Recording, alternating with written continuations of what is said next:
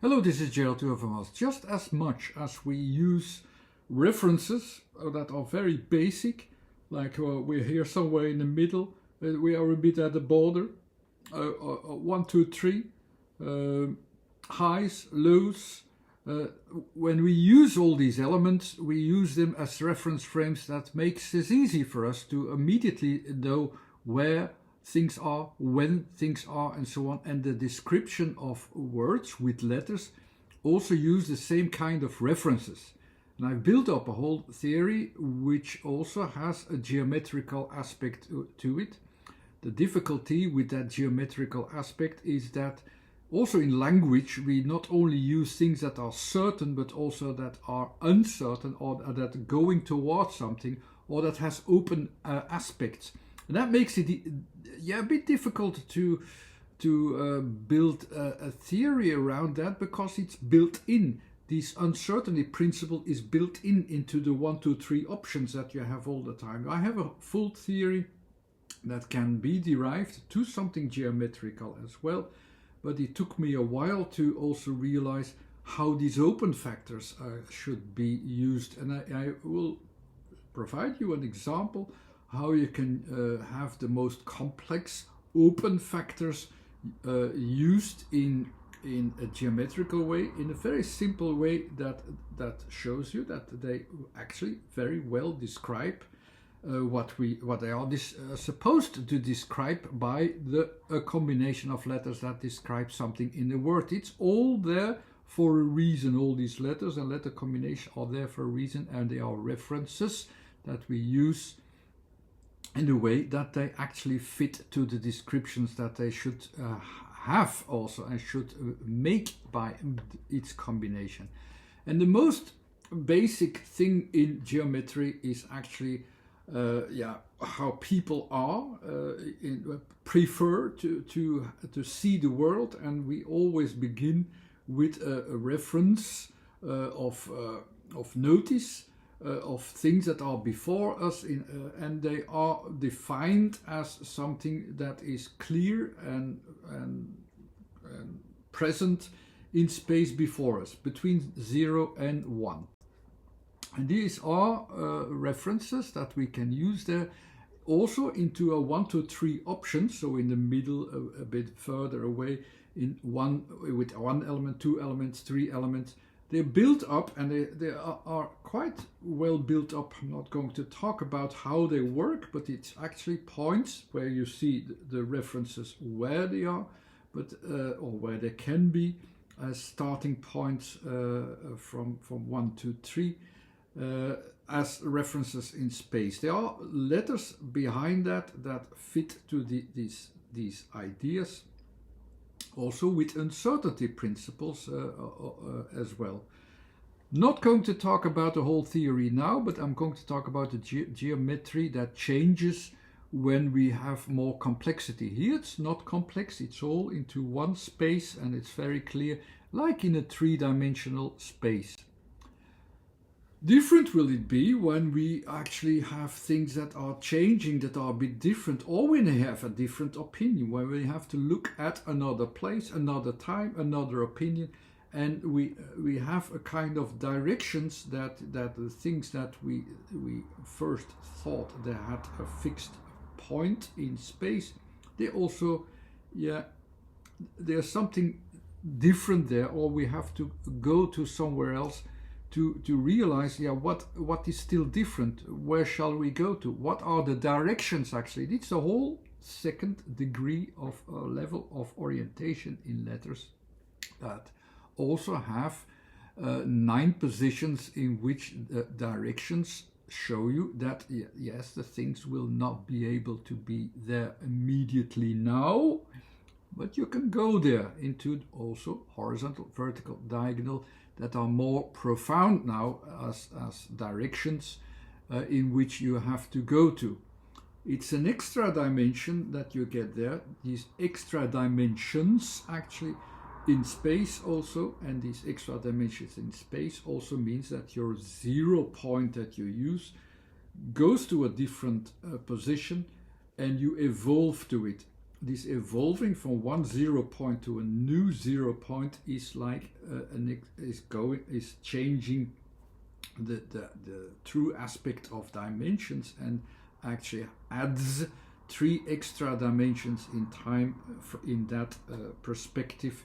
I'm not going to talk about that geometry at this point, but we have actually now, we need 2 eyes. We go to the second eye and we say, okay, we know the direction, we know where it's going to. Hopefully it's within reach, so we hope that to reach that in time at some point. That's a different way of thinking, and we have another 10 letters that fit into these 9 positions. The last category was the most difficult one, and I have now a better idea how to use it practically. There are 3 options also in pointing out our references into what we see. It is either very fixed, so like points. It's not fixed and is going elsewhere, like directions, like arrows. The last one, the last category is like, no, you have to position your view again. So you're not sure, it's not there here, it's not there at the other point, because you do not see if you can reach it. Maybe it's beyond your reach, and so on. And if something is beyond your reach, like with open factors, then of course you have to deal with that. You have to deal with these open factors. Still, you can define what you can see. So the frame actually which we need now is your focus on what can we see, what can we control, or until where it is. It took me a while to realize, like, how can we or shall we define these frames or positions. But actually it's the same 9 positions as well, as you can see there. The only thing that is different is in the background. You have this 0 point you have again a new 0 point. This 0 point is not in my fixed idea where that 0 point will be. It's not in that direction that you say, okay, you will land there. No, it will be at a different point at every moment, or at every place where it is at that moment. How can you have that in an idea? For instance, you follow a bird in the sky. It's always at a different time, in a different space, but it's always a bird. So you follow the definition, and you have a definition to recognize actually the movements that define the bird. There you have a different way of thinking of associating letters, and these letters, there are not so many letters in these positions. You have about 7 letters that fit to these positions, and there you have the description actually of the movement that is there, and the combination of movements within your frame, and you can move that frame in time and space so that you can find the right time and space at each moment. That's actually another 3 dimensions in 3 dimensions. These 3 dimensions actually define the definition within that frame, but the frame itself can move in all directions as well. It can have a variety into space and time in all directions at once. And that makes it difficult if you want to have the dimensions in its full perspective. But that, don't go too far. We are not mathematicians, so we were only describing language, and we're describing language with things like the bird that are moving and changing the whole time in space, so we cannot know until where it will go to, when it will go to, but we can define it at each moment and so on. Once we have that kind of frame of behaviors that we have to pay attention to, and that's how you can understand it. So you have to, I also described it as limiting ourselves, of not being distracted too much, and this limiting means also, let's limit ourselves to our understandings. That's the first minus, our understandings of space and time references that we have at this moment, what we can see. And the other minus is actually, just take the frame where the values are measurable. if you have, for instance, I had in the previous video the description of a cave. In a cave, it's not defined how far you can go into the cave, where does it start, where does it end? You do not see that, but it's always a cave. You have the kind of pattern that you can find anywhere. So limit yourself to the definition of that pattern. That's actually what the last category is about. And the letters that are used there are always used in that way. And I will use an example with two of these letters of the last category. And it's a Dutch word, sorry for that, so it's not an English word, but I have the V and I have the R, so two of these letters that direct itself within these frames and associations of movements, so it's a very good example. Secondly, why is it also a good example? Because it's a word which seems to have a lot of different meanings, which seems not to be connected to each other. Once you know the frame of references that you use in letters, they fit with all its meanings, and that's again another proof that the letters have a meaningfulness in them. One of the meanings of VAART is actually like speed. You have a certain speed, so it's like you speed it up, and you can keep on having this speed. On the other hand, it can also be a kind of pace that you have a regular speed, so it's not particularly in that way. You can also have that kind of association. Another association is, for instance, a boat who is driving itself onto the water is also vaart, because that's going on into the water, it's driving itself into the water. So it's not about speed, it's that kind of association. On the other hand, you also have the channel itself, or the canal, which has a certain path carved into the earth where the water is flowing. Again, it's something completely different as well. These things seems not to be related, so it's already a bit odd to think that we have just one focus with these letters. VAART is just one focus, and this focus that is described with certain geometrical associations and so on is enough to describe all the meanings as well. But let's first start with the first letter, which is the V. You see that there in the system. It's underneath there, so you have actually an access point from space to the general space. So you have to find your focus and or find your focus. And also you want to have workable dimensions, of course. So we will have a frame in which we will be able to work with. But there's an odd thing in the last category always. It has open factors, so you don't know how far you can go, and the exact values are open values, so that makes it a bit difficult. So we have to limit ourselves to what we can grasp. And what will we grasp? What we will grasp in that frame is that we are actually focusing upon something almost to infinity. All the movements, because the previous category is about movement, so all that is moving, which is in this case a lot of movements, a lot of material that is evolving, all evolves actually a little bit to a point in infinity. So it's becoming so complex, and with these open values, that you're not even sure anymore, like, okay, but where is it going? Because you see all the material is going to a certain point in that further away from the horizon even, and you know that all the material, all the movements, the second degree is always a bit more focused upon the material, upon what's going on into the materialization process. It's going somewhere, but you're not really knowing where to.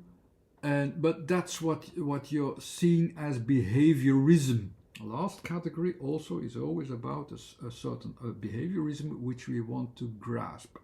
And we try to recenter ourselves to that center. So it's going to be organized around that center there to and out that direction. The things are going in all kinds of directions that we at this point we really don't see where it's going. Combined with the next letter, you have the next letter is centering. So we're going to center all the directions of the material which is going somewhere. We're trying to center it or centralize it again. But we start from V. So the V with the A combined, the last category also is always having a full vision view of the 3 dimensions as well. What is the A? Centering is also like centering forward. Centering forward into 3 dimensions is best designed, then it's just a design, into the perspective. We have a perspective going forward to that infinity point as A, and that A va as the first thing is actually saying like, no, I go forward, but this forwardness is also horizontal. It's like a horizontal idea, but it's going forward is also that kind of idea of forwardness. Of the horizontal thing is the same thing, so you can have that in 3 dimensions.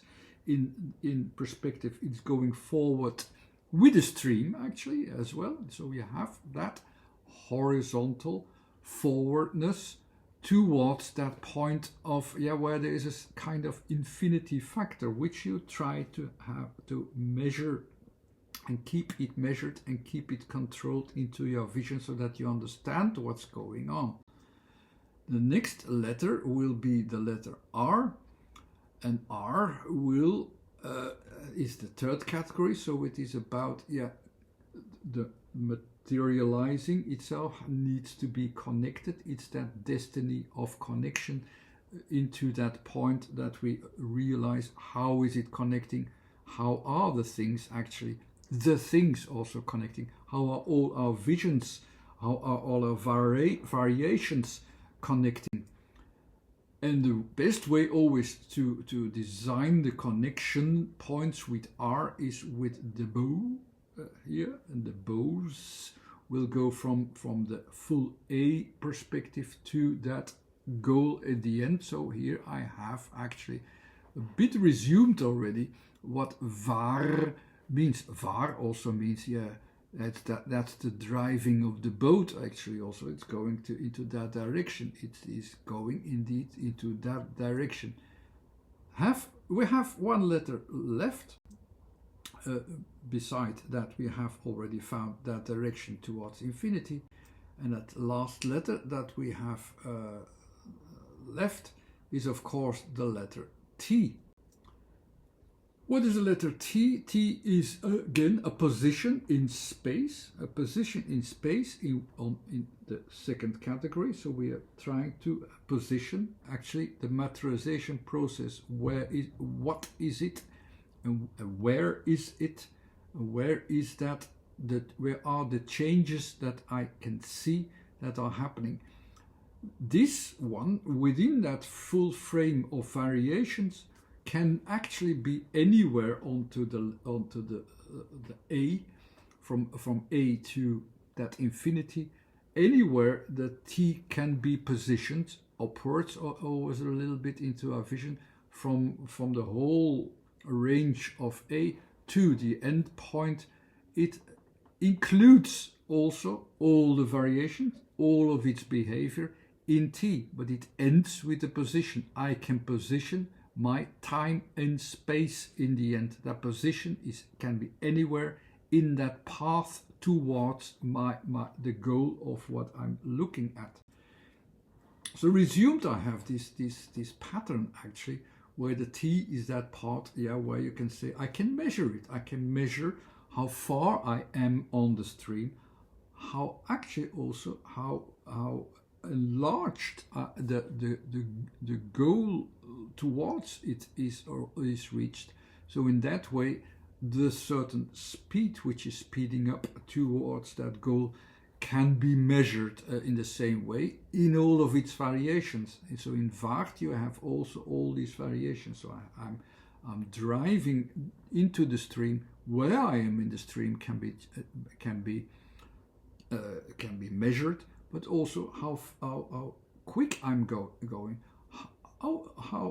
But it can also be just indeed just a pace of the rhythm that I'm following there can be all described with these combinations of letters as this word. And so you have actually the full meaning explained in its design, actually in its structural design, and it makes it very clear also how it can fit so well with all of its meanings from that word.